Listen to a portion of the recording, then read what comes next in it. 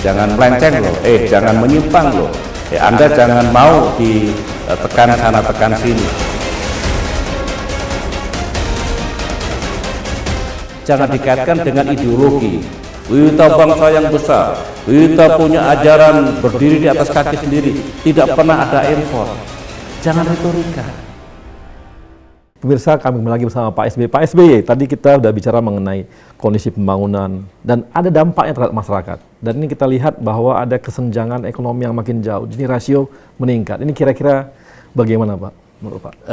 Dua hal yang bisa kita pahami. Pertama, memang Bung Arya, di tingkat global, kesenjangan atau ketimpangan atau inequality itu meningkat. Baik itu terjadi di negara maju, di emerging economy, maupun di negara-negara yang belum begitu berkembang. Biasanya ketimpangan itu meningkat kalau pertumbuhan tidak merata.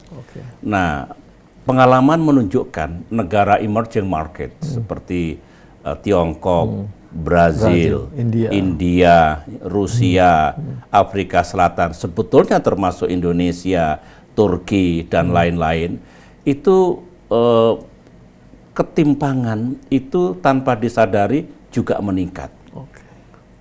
Bahkan seperti menjadi hukum ekonomi, ketika terjadi pertumbuhan yang cepat, itu pertumbuhan pasti tidak merata, akhirnya yang kaya semakin kaya, yang miskin meningkatnya sedikit sekali. Secara global, karena saya juga ikut merumuskan SDGs, pengganti MDGs, kemiskinan itu menurun secara global. Tetapi ketimpangannya meningkat. Oleh karena itulah upaya mengatasinya menurut saya adalah jangan menyerahkan ekonomi kepada hukum-hukum pasar semata, kepada yang disebut dengan open market saja, tunduk pada hukum-hukum kapitalisme saja, itu berbahaya. Bagaimanapun pemerintah harus punya kebijakan untuk bisa mengintervensi manakala ketimpangan itu semakin menganga. Dengan program-program terarah, dulu saya banyak sekali program-program pro rakyat, harapan saya Pak Jokowi juga tetap menjalankan program sejenis, namanya boleh diganti, beliau boleh menciptakan kebijakan yang baru, tapi hakikatnya rakyat jangan ditinggalkan. Karena kalau yang kita utamakan hanya pembangunan serba benda, infrastruktur, nanti dianggap Indonesia menjadi menara gading di tengah-tengah masyarakat kita yang mengalami kesulitan hidup. Saya memang menggarisbawahi, ya, kalau Washington Consensus, neoliberalism itu tidak begitu sensitif, tidak begitu peduli pada nasib orang miskin ataupun ketimpangan.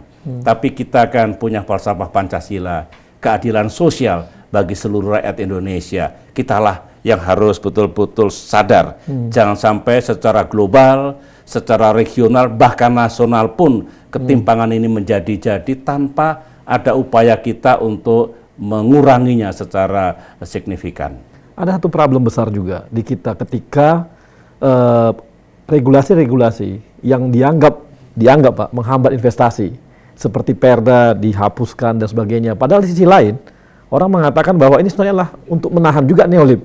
Ini kan dilema yang tersendiri. Bagaimana, Pak? Sebenarnya itu bisa dilihat satu persatu secara jernih. Saya tahu Presiden Jokowi membatalkan sekian ribu perda. Betul. Saya juga begitu dulu. Kritis terhadap perda-perda yang merugikan ekonomi nasional dan merugikan daerah itu sendiri. Kan tidak boleh.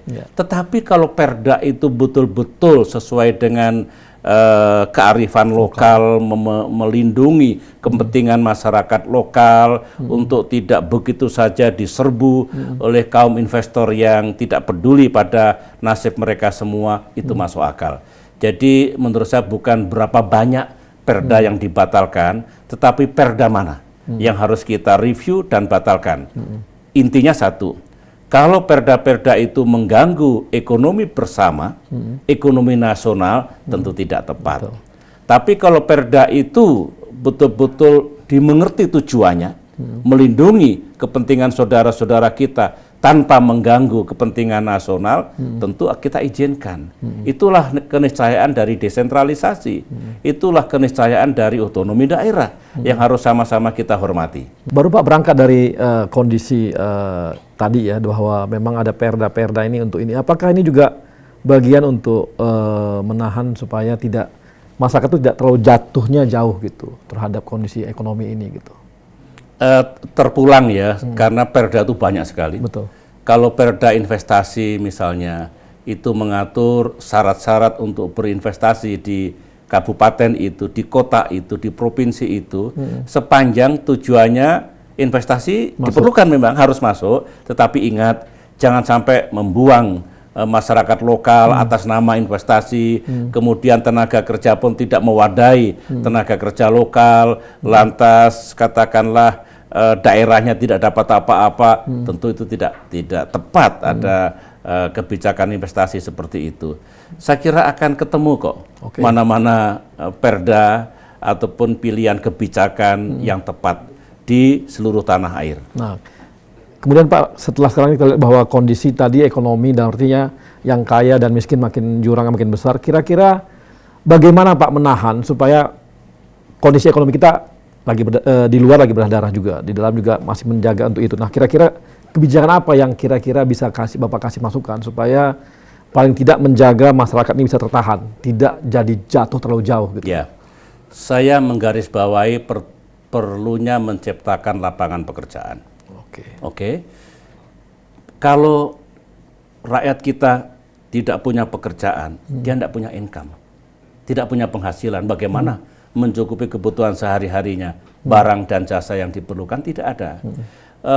Penghasilan pun kalau tidak banyak dengan kenaikan harga-harga, praktis dia juga tidak bisa mencukupi kebutuhan hidupnya sehari-hari. Oleh karena itu pemerintah harus memprioritaskan penciptaan lapangan pekerjaan. Caranya bagaimana? Ya kebijakannya harus ke situ. Misalnya, kalau ada sektor real yang sedang susah sekali, jangan terlalu digenjot pajaknya. Kalau perlu dikasih insentif fiskal. Dengan demikian tidak PHK dia, bahkan kalau tumbuh kembali dia bisa membuka lagi lapangan pekerjaan. Yang dibiayai oleh pemerintah, pegawai negeri sipil. Dalam keadaan seperti ini jangan terlalu cepat memberhentikan PNS kita, apalagi jutaan. Nanti kalau sudah oke semuanya, ekonomi baik, kalau orang berhenti di PNS ada pekerjaan yang lebih baik, itu tidak mengapa. Tapi dalam keadaan seperti ini ingat ya, jangan sampai menambah angka pengangguran. Kalau tidak menganggur jangan sampai penghasilannya terlalu rendah, kontrol harga-harga, tapi sekaligus gerakkan sektor real. Dengan demikian tercipta lapangan pekerjaan yang baru. Itu secara global juga begitu. Job. Artinya lapangan pekerjaan.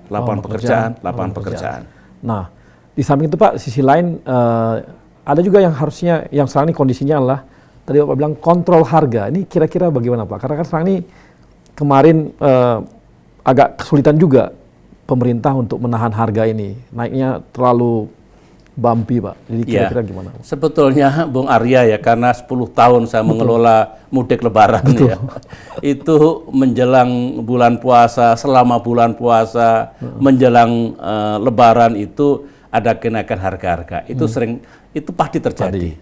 Sepanjang itu wajar, tidak apa-apa. Karena setelah lebaran kan turun lagi, kembali normal. Tapi kalau tidak wajar, ya jangan dibiarkan. Mengapa tidak wajarnya itu? Misalnya kemarin daging sapi ataupun gula pasir, pasti ada yang kurang. Nah, kalau harga naik secara tidak wajar, kuncinya itu kan antara supply dengan demand. Supply-nya kurang, yang dibeli itu kurang. Nah, kalau dibeli kurang sederhana sekali, tambah supply-nya. Tidak mungkin permintaan karena sedang ingin memasak untuk hidangan puasa atau lebaran, tidak mungkin suruh dikurangi, tapi supply-nya ditambah. Menambah supply itu jangan dikaitkan dengan ideologi. Kita bangsa yang besar, kita punya ajaran berdiri di atas kaki sendiri, tidak pernah ada impor. Jangan retorika. Semangatnya begitu, siapapun suatu saat Indonesia lebih mandiri, terutama di bidang pangan. Tetapi ini menjelang Lebaran, daging sapi naiknya luar biasa, berarti ada yang kurang. Nah, berapa harga yang tepat? Ya dilihat antara supply dengan demand tadi. Kontrol harga, tetapkan harga sekian puluh ribu untuk barang ini, sekian puluh ribu untuk barang itu seperti ekonomi komando. Dulu negara-negara komunis kan suka begitu dan gagal. Tidak mungkin kita menetapkan harga harus A, harus B, harus C, apalagi pemerintah. Itu mekanisme ekonomi, tetapi pemerintah bisa mempengaruhi, menambah supply, operasi pasar secara menyeluruh dan sebagainya. Jadi menurut saya begitu, tidak usah panik kalau ada kenaikan harga-harga, sepanjang itu wajar. Nah, kalau tidak wajar ya silakan gunakan tool ataupun kebijakan untuk melakukan intervensi. Oke, Pak, Bapak beberapa hari yang lalu mengeluarkan sebuah 7 Pak ya, 7 kritis terhadap, bukan kritik, maksudnya adalah masukan kepada pemerintah. Ada yang bagus, tapi ada juga yang harus diperbaiki. Kita akan ini Pak bahas masalah hukum yang memang saat ini jadi sorotan banyak pihak, tapi kita akan bahas Pak setelah yang satu ini Pak. Pemirsa, kami kembali lagi setelah yang satu ini.